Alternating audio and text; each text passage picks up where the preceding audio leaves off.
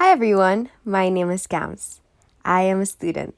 But last sem, I was also a full-time web designer developer for a local agency, a product designer for a startup based in San Francisco, an executive vice president of a student design organization, and a freelancer in between. But most of the time though, I look like this.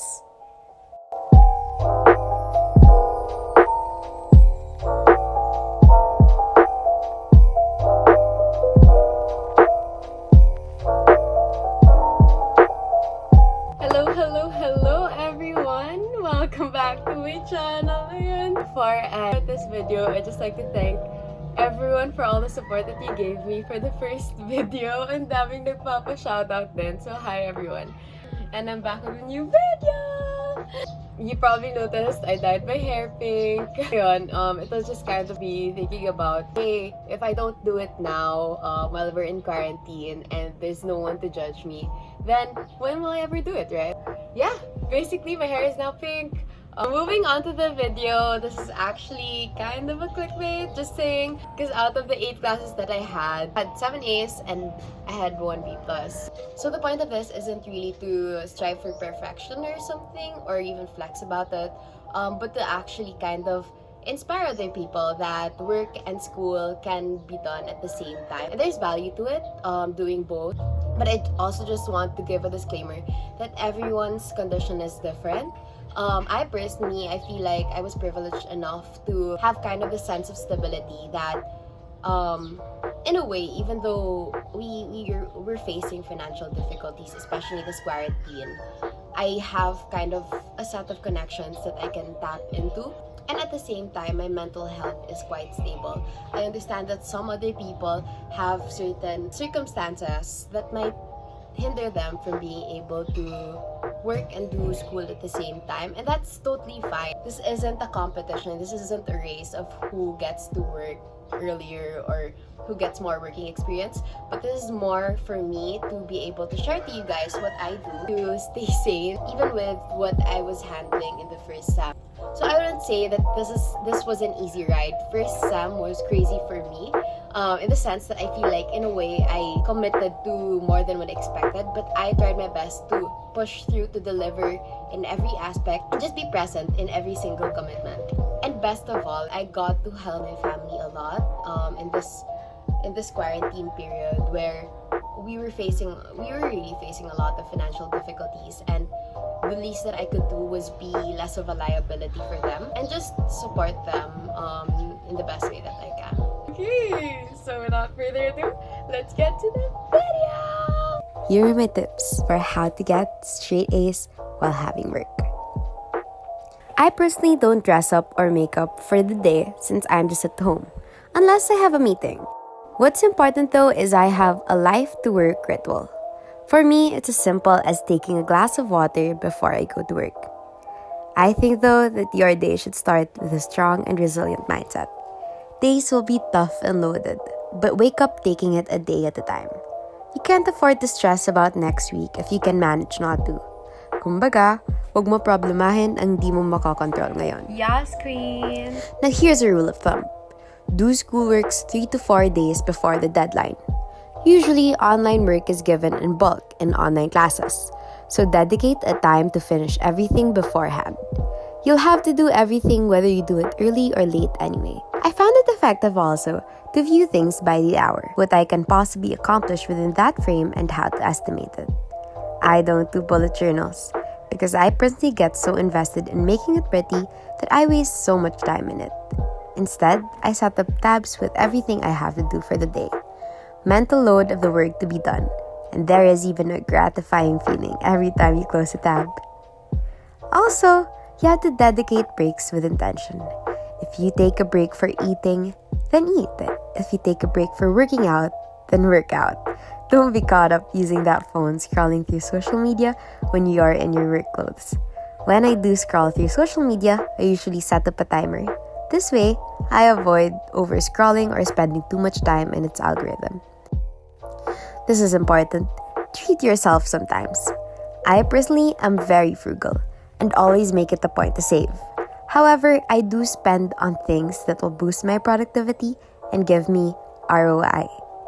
Even with just a simple milk tea or a lasting lounge chair, you worked hard for that money, so make sure you give yourself a reward. And just like in love, get up and move on. If you didn't do well on that essay or made mistakes in work, take it as a challenge to do better next time instead of sulking. Of course, this is easier said than done, but self-confidence comes with pushing yourself to get used to making errors but doing better next time. Always, always, always lend time for social interactions and fun. I usually play ML as a sort of motivation to finish the days. Some days, work and school are just so hard to love. But if you keep having that mindset, you'll find yourself getting more tired and longer hours spent finishing. In most difficult days, place yourself outside of your usual desk space and stay in a good environment like a makeshift garden. So hopefully, these tips that I have will help you be more productive as you go.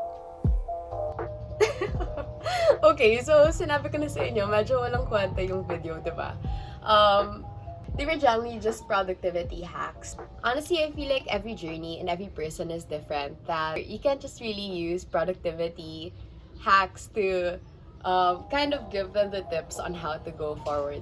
But I guess at the same time, etong part na to, medyo real talk na siya. This is more than just a day-to-day thing that you should follow or like a regimen on how to go about with surviving a day.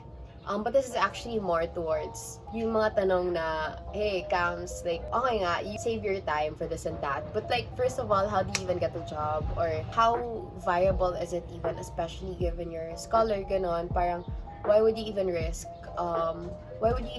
your grades with work, right?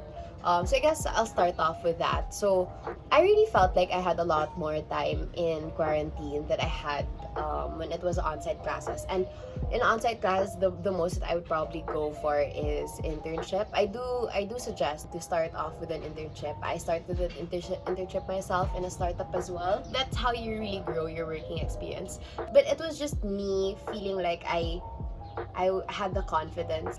So it was less about just me going into it in the dark, or like I really did weigh everything. I did weigh all my commitments. I did weigh school in it, that I had to still retain a certain grade to retain my scholarship, of course. And I think that like growing up, I was already kind of an entrepreneur. I would sell my services, I would sell commissions for art, right? But I felt like even though I did that, I wouldn't feel as much of a purpose as when I would be a part of a team, actually, where I'm building things. And I was always transparent with it with the people that I worked with. I always told them what my commitments were, how my schedule would be, given that I will still have tests. And luckily for me, the people that I worked with were very much all ears for that, and they were very considerate of what I had. So I guess like this is an additional tip in terms of seeking out for those employers.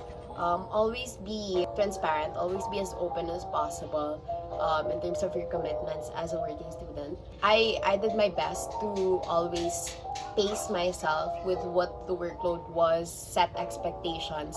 And basically my point is, you are responsible. The moment that you accept that job or even like apply for that job, you should understand that you're putting yourself in an additional commitment of an additional work, right? So you have to understand that it can't be just the same amount of workload. You should be exerting more effort if you're planning to commit to that. Weigh it out, weigh all the pros and cons, and really just have a moment to sit down, think about your conditions, your mental state, your career path, what you're planning to go for eventually, if this provides you more value, or if this just ends up causing more harm to you than good. I wouldn't want to sugarcoat working. It's really not an easy job. You really have to balance everything and be present or give your 100% in everything. To be honest with you guys, I really felt the pressure. I really felt the intensity of everything that I had to do for a day's worth of work. And kahit naman natatapos ka everything, diba? Parang iisip mo pa rin eventually, like, will all the stress just boil up together, clump up together, and then is there a time where you will just burst? So ayun, it's more of an investment as well. If you go into work, you invest in working experience. At the same time, there's merit in delaying work. In that time, you get to really hone yourself more, be able to build that confidence. In terms of the privilege of getting connections, I think one important thing is really to just get yourself out there. May it be in for making vlogs, sharing portfolios, making your social media content more directed towards your professional accounts, connecting with a lot of people in LinkedIn, or even making a YouTube channel, right? There is really merit in growing your network. A mentor of mine, si Alexis, once told me na kung you set up your brand well enough, even in your social media channels, eventually there will be someone who would need a service that you might probably be offering. And at that point, agad, ikaw yung unang maiisip niya, diba? So, when that happens, you get like very organic connections. I personally, because I was pretty aggressive in branding myself, and even if I'm a student, I'm getting several job offers. So, I guess that these were usually from people that got reminded na, oh, si Cams pala, nagde-design to siya, ganon. That it's possible for you to also get a lot of job offers. But at the same time, I feel like I can't stress this enough. Find your value when you're working. If you need to negotiate, if you feel like sketch yung mismong job offer na binibigay, you'll have to really clarify what the work scope is, what you have to do, what's expected of you, and what you expect from them. Because in that way, you're managing expectations. And when you're doing so, you save yourself from a lot of different miscommunication troubles that might happen eventually when other people might be expecting this from you. And in fact, when they think that you don't deliver, it's just probably because you guys didn't even have the same idea in the first place. So yeah, I hope all of these insights that I gave you guys were kind of substantial. Alam ko naman ang ibang parts dito, medyo walang kwenta. And I know I have a long way to go in terms of being a career mentor mismo. But at the very least, I hope this inspired some of you guys. If you guys have any other questions about career and you would believe a 21-year-old student sharing it, feel free to comment it down below. I'll try to answer any questions that you may have. Ayun, before I go, don't forget to subscribe, like, comment, and turn the notification bell on. And I'll see you guys in the next video. Bye! Ayan, eto yung video and eto yung subscribe button. Yay!